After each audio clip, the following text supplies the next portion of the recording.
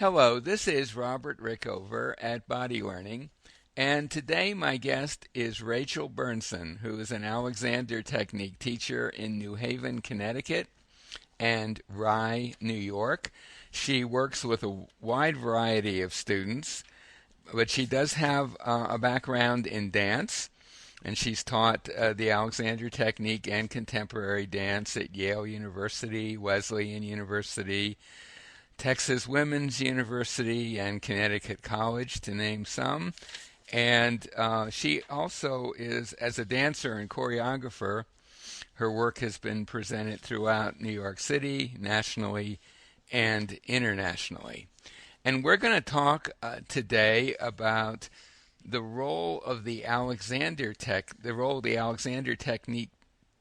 can play in making stretching more efficient, making it possible for you to stretch in a way that you don't work against yourself when you stretch. You don't tighten while trying to release. And we're going to talk specifically about hamstrings as an example of that. Rachel, welcome to the show. Thank you. Thanks for having me. Well, it's a pleasure talking to you. Could you, before we get into the conversation, could you just tell our listeners what this Alexander Technique thing is we're going to be talking about? Well, when I have to describe the technique to people who've never heard of it, I really let them know that it's a form of movement re-education and that it helps people become more aware of postural habits or patterns that might be interfering with easy movement. And Oh, it okay. helps them, learn to move without those patterns just for more mobility, Right, greater ease. right. And it's something that you learn from a teacher and that you learn to use for yourself, ultimately, Right, right? right. It's meant to be taught, right? And traditionally, it's taught in an individualized session, and then it's for you to apply in your everyday life. So ultimately, it's meant for you to be able to do it without the aid of a teacher. Right. Now, when I think of stretching, I go to a health club pretty much every day for swimming, and I see people stretching a lot. In the steam room, I see them stretching. I see people in the weight room stretching. And so it's something that a lot of people do. A lot of people are told they should be doing it before they get involved in any kind of heavy duty exercise. But at the same time, I have seen some studies that have been conducted that say that stretching is not such a good thing. And it could actually harm you if it's done wrong. I assume you've seen some of those. I And have. I mean, there is some research out there that says that stretching can actually hamper strength. So so, that if you do stretching before exercising, that you lose some of that firing potential of your muscles. right. I think it depends a little bit on maybe what kind of activity you're doing, but also, I mean, I do think that overstretching without having warmed your body up first, or even stretching before warming up, can be harmful. I think it's better to start with a cardiovascular warm up. But then, there's research that shows that that actually isn't necessary. But personally, as someone who moves a lot and has for most of my life, I find great benefit in a cardiovascular warm up or walking for 10 minutes, so Hmm. it doesn't have to be high intensity before I stretch. Oh, I see. Okay. And I would think also that when people talk about stretching as sort of a generic term, there's where the Alexander technique could come in Hmm.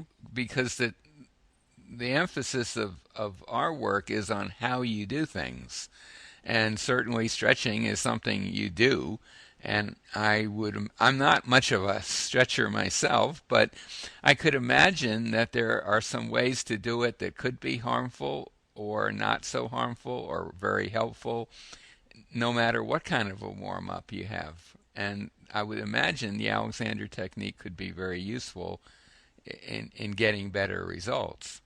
Absolutely. I mean, I think that one of the things that Alexander technique can help a person identify is how they're using themselves in their everyday life, and how, the way that you're sitting, the way that you're walking, impacts, the quality of your muscle, or, whether or not those muscles are tight all day, impacts then your ability to release those muscles when you're stretching. So what you're doing all day impacts, um, your flexibility, your range of motion. And so I think that's really a strength of the Alexander technique, is it looks at basic movement activities and helps you, uh, really start to learn to use yourself more efficiently, and that in itself actually increases your range of motion. Um, and that has really important applications for, what you do at the gym.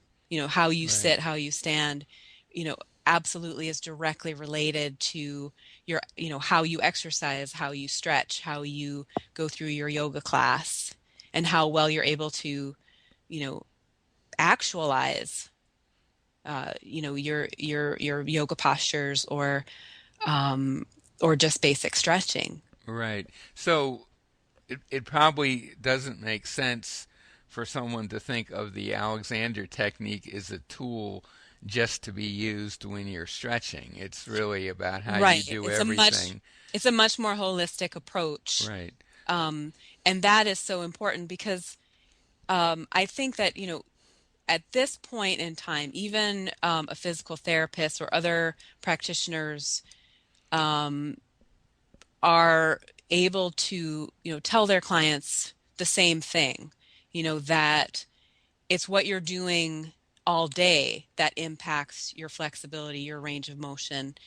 Um, but Alexander technique can take that a step further and really help you change the way you're doing your everyday activities, as opposed to just simply identifying for you that your posture gets in the way of freeing your hamstrings, right? Right. We can take it to the next level and say, really teach you how to move, with greater ease, so that you're not contracting your hamstrings for 8 hours a day, when you're at work or when you're commuting in the car. We can actually help you, re-educate yourself about how you move in your everyday. So that would mean that when you came to actually do some stretching, perhaps before a workout of some kind, the amount of stretching you'd need to do, or let's say the effort to make whatever amount of stretching, would be less because you already would be less constricted than you would otherwise Um, be. well, that would be a choice that you could make, but I think what you will do if you have, the, skills in the Alexander work and you're applying the principles, um, is that, you bring that a different set of skills to your stretching regimen. And I Mm-hmm. think, yes, you are doing less Mm-hmm. to do the same thing, because I think what happens is that we bring a whole lot of effort to stretching. So if we look at hamstrings, since that's our central focus, um, you know, for a lot of people, our hamstrings are intractable. They're very, very tight. And so when Right. I go to the gym, I see what I see is people trying to stretch their hamstrings, but really what they're doing is, kind of contracting the muscles of the back and the neck, and pulling their heads down a little bit. So it's a lot of tightening in the rest of their body, in order to try to isolate and stretch one set of muscles. But we know that, our muscles are, not isolated things, that they are part of a complex support system, Right. and that the muscles are all connected, so that if I can teach someone to release in their torso, right, and free the muscles of their back a little, and release their neck, and free up their head a little bit, that I can really help them profoundly change the way that they're stretching their hamstrings. Um, and because they're not so tense in the rest of their bodies. They're not holding their breath. They're not, thinking I can't wait till this is over. Right, They're right. they're they're letting their breath be freer, and they're releasing into the activity with a little more pleasure, maybe a little less pain, um, and starting to understand that even when we're trying to stretch one part of our body, that we really need to be attending to our whole body in doing that. And that is just so crucial for effective release in stretching. Yeah, I would imagine. I mean, if there's one thing you learn being an Alexander teacher or Alexander student pretty quickly is that everything is connected with everything else. And Yes. any attempt to sort of pull out one little part of you and refurbish it without without taking into the account the effects of that on the rest of you is not likely to be terribly useful and could even be harmful. Yeah, that's absolutely right. So the more we can be aware, kinesthetically aware Hmm. of what we're doing, of what we're doing as a whole psychophysical being, as a whole mind, body, what we can, even just simply, the more we can be aware of where we might be tensing in other places when we're trying to stretch our hamstrings, the more successful we can be um, at actually reaching the goal of stretching the hamstrings. Hmm. And Um, also, I would think that if you're um, if you have learned how to not compress harmfully the rest of you while you do, let's say, hamstring stretches, mhm. that you're going to be way, way more sensitive to what's going on with the hamstrings stretches. Yes, I think that's And you're true. less likely to do something that might harm you or hurt you, and you're more likely to do an amount that will in fact be useful. Yes. I do work with my clients, with my students, um, on stretching exercises because I do have students who are, um, going to physical therapy for various reasons, who are rehabilitating from an injury or from hip replacement surgery, what have you. And Hmm. so I work with those students, and I we go over their PT exercises or the stretches that they've been given. And I also sometimes give them stretches. And it's such a wonderful thing to do in an Alexander lesson, because what always happens is that when they release in their, when they start to kind of release the muscles of the back, when they stop tensing their neck and their shoulders, um, and they get more, more ease in their whole system, that they always experience a much more intense stretch or release in the part that they're trying to pinpoint. So if it, for example, is a hamstring stretch, they can very, very quickly access that part of themselves once they've stopped tightening in the neck and shoulders, or released in the back, or softened in their hip joints, or stopped locking their knees, that they immediately get a very different quality of release. Right. And Um, do you and go mhm. ahead? Yeah, go ahead. And I just think that that's really important for people to experience on a kinesthetic level, Hmm. because I have a student in particular who's in his mid 70s and who's had a hip replacement about a year ago. And I work with him with his exercises and his stretches. He's strengthening that side of his body. Hmm. And he's not someone who had much experience with stretching throughout his life. But he's doing it now because he wants to be healthy.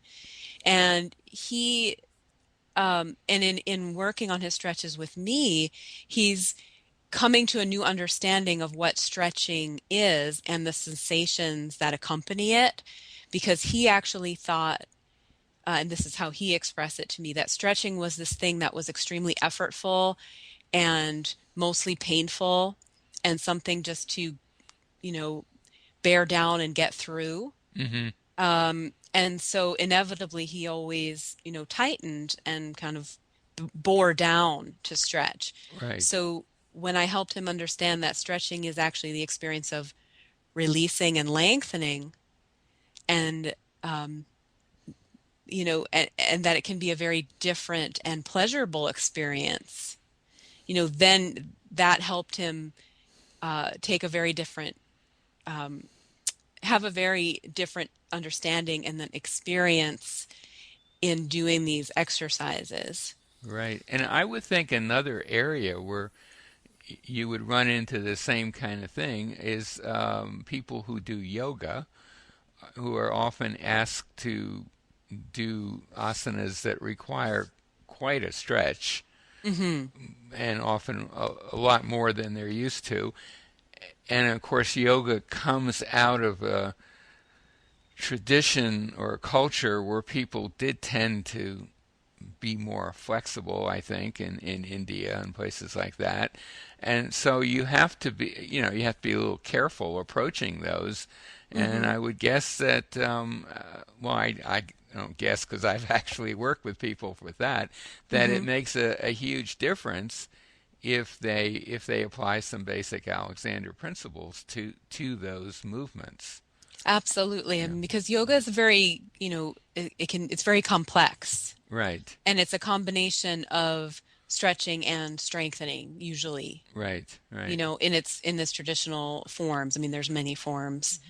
Um, but I think it's absolutely essential, whether you're a beginning yogi or an advanced yogi, to really be aware of how you're using yourself Yeah. and to be conservative in your approach to it.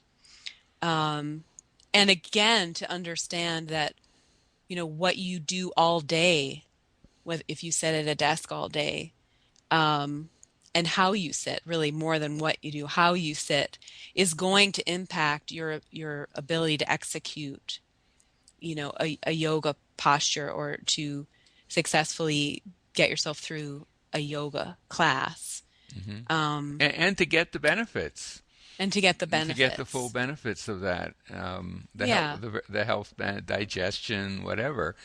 You really need to be looking after your whole self in absolutely. doing So in the doing more those. you can attend, because yoga is very challenging, and I think our tendencies when we're faced with um, a physical challenge, is maybe to tighten in the jaw, Hmm. or Hmm.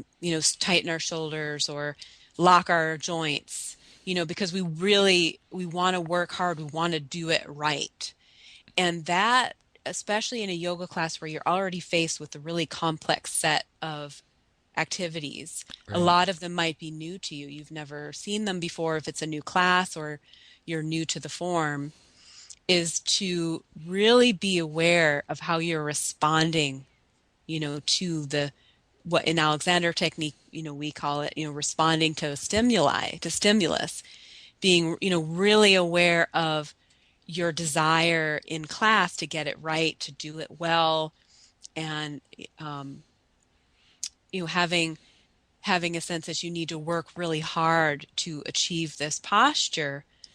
Um, when you actually have more choice than you think, that there's also this possibility that you could ease into it, that you could do a little less and see what Hmm. happens, Hmm. right? That you could Exactly. free Yeah. your shoulders and soften your joints, and you realize that you're not going to fall out of your downward dog by doing so. Right. And Um, basically paying attention to process, paying Paying attention to attention to yourself, the process. process and what you're doing. And as you say, most people, the typical response to a challenge is to push through it somehow, Right, just work right. work harder. And this is in a way, I guess you could say, work smarter. Yeah. It's Yeah, yeah, when working harder, I think is, for yeah. my student who I was using as an example, I think that he thought he had to work really hard Right. to do his stretches, and he was doing, multiple repetitions of these Mm-hmm. stretches, Mm-hmm. and he ended up hurting himself Right. a Right. little bit in Yeah. doing so. And so we really had to find another way in.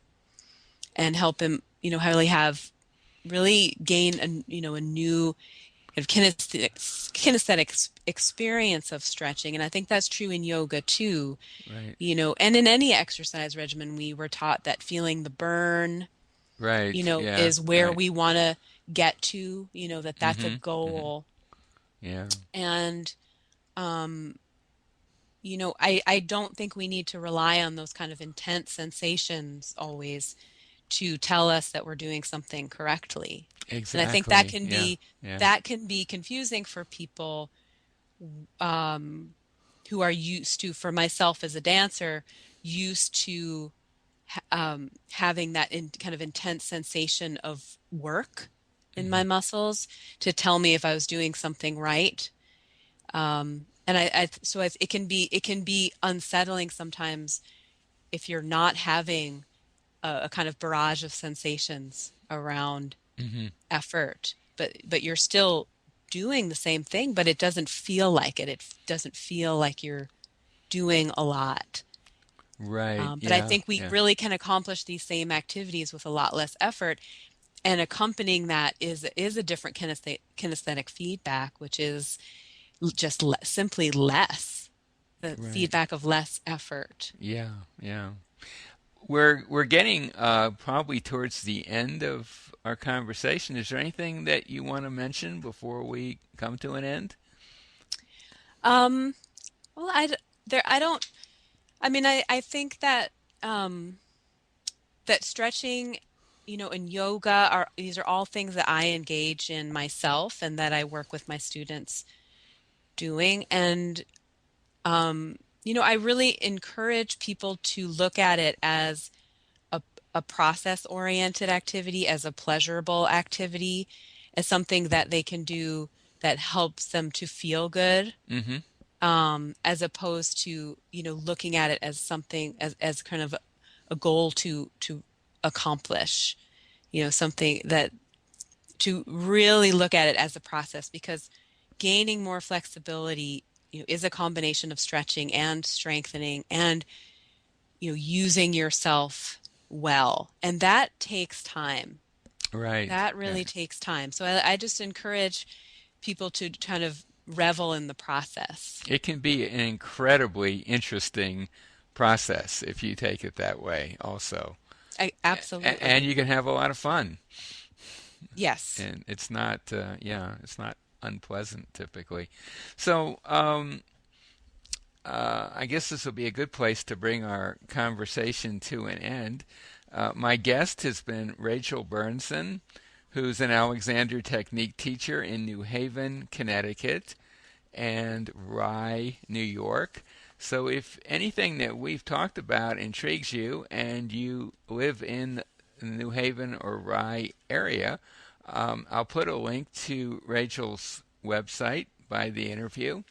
I'll also put a link to a website where you can learn more about the Alexander Technique and find a teacher elsewhere in the world, teachers elsewhere in the world.